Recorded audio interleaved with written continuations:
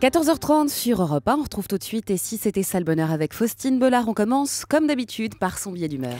L'amour et le couple se sont retrouvés au cœur des préoccupations de mon week-end. En effet, samedi, j'étais donc conviée au mariage de deux de mes très proches amis. Un engagement solennel qui fit flotter dans l'atmosphère une bulle de réflexion autour de l'engagement de la vie à deux. Je réalisais avec amusement que la recette du couple idéal était fondamentalement différente en fonction de mes voisins de table. Cette jeune femme, par exemple, hystérique repentie, revendiquait haut et fort n'avoir jamais aucune dispute avec son partenaire.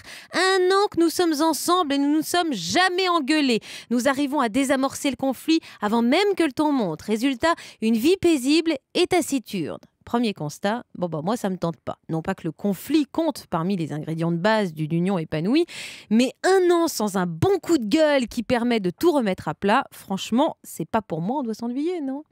Une autre de mes voisines, elle, très working girl, élégante et carriériste, m'expliqua pendant le café que la sérénité de son couple reposait sur la liberté. Il fait ce qu'il veut, je fais ce que je veux, et nous nous retrouvons ensemble pour partager une troisième vie, la nôtre, notre bébé pour le moment, c'est nous. Alors ça, sur le papier, c'est vrai que ça me convient mieux. Seulement, à la fin du repas, au moment de partir, je me tourne vers ma militante de l'autonomie, dépitée alors que tout le monde attend son manteau pour rentrer se reposer, elle chuchote. Eh bien moi, je peux pas partir, je suis obligée d'attendre monsieur qui veut siffler les digestifs avec ses potes. On n'est pas rendu les filles, hein. Vive la liberté. En effet. Ma troisième comparse, elle, est celle qui est la plus proche de moi. Son ventre arrondi et ses joues rosées appellent la confidence. Entre deux mignardises et coupes de champagne, je me lance. Mais toi, avec ton homme, est-ce que tu peux honnêtement dire que tu es toujours pleinement heureuse ? Elle hoche la tête et me parle en effet de quelques semaines où elle s'est sentie vraiment épanouie.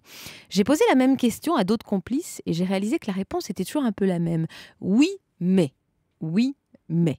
Alors, à cela je conclus, peut-on clairement affirmer que l'on est totalement et intimement heureux pleinement avec son partenaire? Est-ce que les fondations même d'un couple qui dure, ça serait pas justement d'accepter qu'on n'est pas tout le temps heureux et bien ensemble, que c'est difficile, laborieux, que ça se travaille et que ce couple fantasmé, parfait, sexuellement idéalisé, n'existe pas.